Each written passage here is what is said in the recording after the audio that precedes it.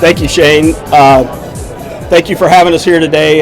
It's great to be here with Emergency Management, talking about FirstNet, what we're doing with the network, how we're building the network to suit emergency management and what they need, and also really capturing your feedback on the network, what you're using the network for today, what you want to use the network for tomorrow. So thank you for having us here. So as most of you know, FirstNet came about because of the 9/11 Commission report. After 9/11, there were significant problems with interoperability between multiple disciplines within public safety, communicating with one another, and it really goes back to World Trade Center and the response to 9/11.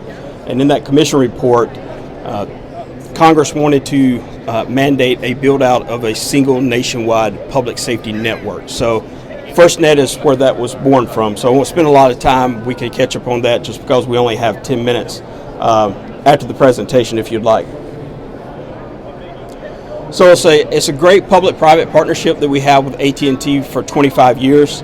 As part of the contract, AT&T is going to be building out this network for public safety and maintaining that network and continuing to evolve that technology as we move forward. And then FirstNet Authority is going to be the public side of the partnership, to where we're going to provide oversight, work closely with public safety in our advocacy role to make sure that we're representing public safety's needs and what they would like to see in the network as it's being built out.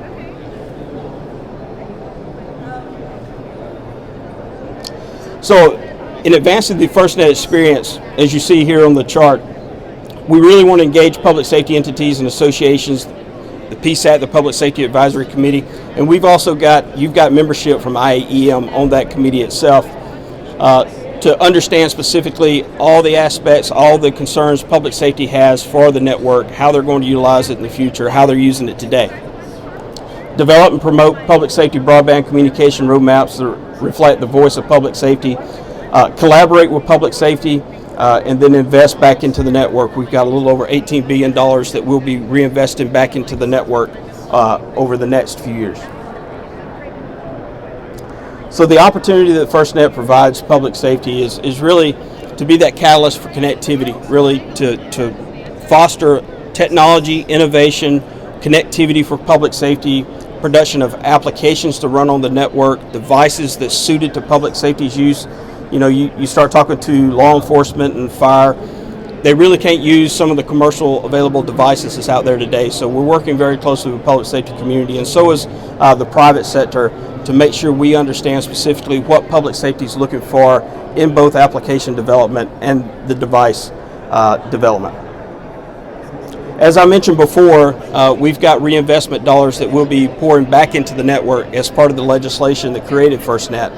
And we really want to take the first responders and public safety sentiment on our roadmap that we'll talk about here in just a minute, to really focus that reinvestment back to where they would like to see that type of investment being made within the network itself to make it better and more utilized by public safety. So as part of our roadmap, we have the core. We have an independent core that is independent of AT&T's commercial core that is public safety centric. It's secured end to end, and it provides exactly what public safety was looking at when we started working with public safety back in 2013 after the legislation was passed, and what they were wanting to see in a network that was built specifically for public safety. We have the 5 domains. Coverage and capacity is, of course, really something we're really looking at now because we're in year 2 of a 5-year build-out for FirstNet. Situational awareness is really big for the emergency management community. You have to know what is going on out in the field in your EOC and in your decision-making process and working with policymakers. Voice communications, mission critical push-to-talk is a worldwide standard that's being adopted now. We want to make sure that we can provide public safety sentiment back and ensure they can use mission critical push to talk for their administrative communication needs. And then secure information exchange and user experience. User experience is very big. If the user can't use the network or they don't enjoy utilizing the network, then why are they ever going to adopt the services, right? So we have to be that differentiator. We want to make sure that the FirstNet Authority is out there working with public safety to be their advocate to ensure whatever network they ultimately choose to go to, that they understand exactly what FirstNet's network is offering to them that's specific to public safety. We want to be that value add. The FirstNet Authority roadmap process, of course, it gets back to when we started really working closely with public safety years ago to understand specifically what they're looking out of the network, what the requirements would be, and then convey the subject matter experts, really make sure that we pull the subject matter experts both from the local area and the state together to collaborate and talk and coordinate about what they need out of the network. And then we identified the high-level domains as part of the roadmap framework. That goes back to our core, your capacity and your coverage and capacity, situational awareness, and user experience, and secure information exchange. Right now, we're working very closely with public safety. A lot of the authority field representatives that we have out there that you probably have already met, that's working very closely with emergency management, fire, law, EMS, and also a lot of the governance bodies in the state. They're wanting your feedback. They want to come in and they want to brief you on the FirstNet Authority's roadmap, how we want to reinvest a little over $18 billion back into the network as part of the legislation. But we really need public safety's feedback on what they want to see in that reinvestment. That is so important. That's something that no other carrier really is coming out there and talking to you about, is the investment that's being put back into the network for the out years. So as you can see, then it becomes a continuous cycle as we continue to get public safety's feedback and begin implementing or putting that feedback into the reinvestment strategy that we have for the network. As you can see, it will continue to evolve and replicate, and we'll continue to do this complete planning cycle here with public safety as we continue to go out and meet with you to understand your needs and what you want to see out of the network. So these are some of the infographics and one-pagers we have, and then we also have the actual FirstNet Authority's roadmap printed out. I've got some of those documents sitting on the very back table back there. You're more than welcome to pick one up. You can find it on our website too. If you go to firstnet.gov/roadmap, you can read over the roadmap, what we're thinking, and what we've captured so far really from public safety over the last few years, and working closely with them on what they want to see in the network, what they want to see us reinvest in the coming years. So today you're looking at a little over 900,000 FirstNet connections on the network today. 9,800 plus public safety agencies have signed up to utilize FirstNet. We have a little over 75 certified devices on the network, and that's very important. Even if you look at the applications in the application portal that we have, they go through a rigorous process to get approved to actually work on the network. You can't just take a device out there and just automatically assume that it's going, because it's a smartphone or a cellular device, that it's actually going to work on the public safety core just because of the security protocols that we have in place. It has to go through NIST, it has to be approved, it has to be put on this list, and you can also go to FirstNet.com. FirstNet.com has a list of all the existing approved devices that can be utilized on the FirstNet network. We have 50 plus unique apps that's in the app catalog today. Now that's not the app catalog that you would find in Google Play or iTunes. That's actually the FirstNet app store that we have, where application developers can go through a process to get their app either certified or ready. Oh, and real quick, the 75 dedicated deployable assets, that has proved to be huge for public safety. If you really go back and look at Hurricane Michael, you look at the wildfires, you look at the flooding in the Carolinas, public safety really was vocal when we started this years and years ago, back whenever I was still with emergency management, about having the ability to constitute the network where we needed it, right? So if there was not terrestrial coverage provided by a local tower, or if that particular infrastructure had gone down, we needed the ability to pull in assets that would provide coverage for public safety when they needed it, where they needed it.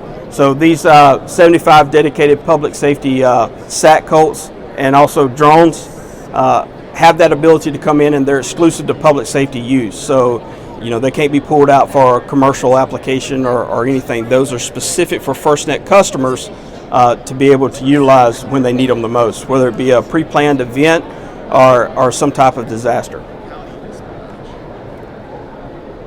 So this is a picture of one of our newer SAT Colts.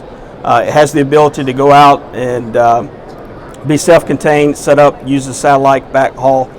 It has a pneumatic mask that puts the antenna up about 75 feet and provides connectivity where first responders tell us they need it. And then also you've got the picture of the drone down here.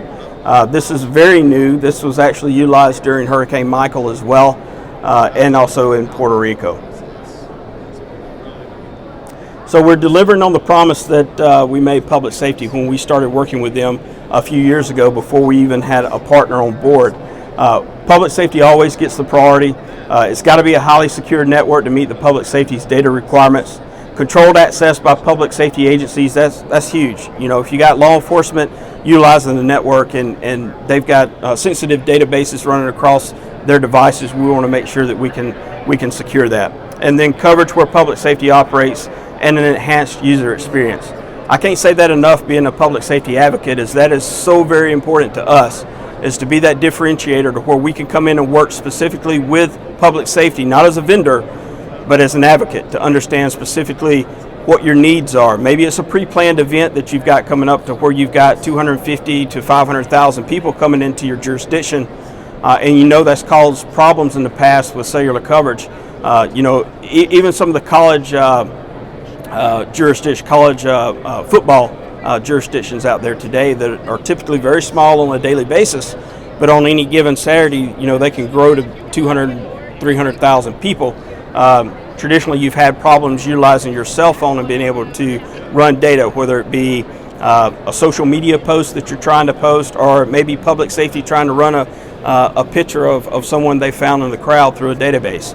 So work with us. We can work with AT&T, and if you're a customer that's on FirstNet today, you have the ability to go back in and work directly with AT&T FirstNet to get resources on the ground there to make sure the network is solid when you need it.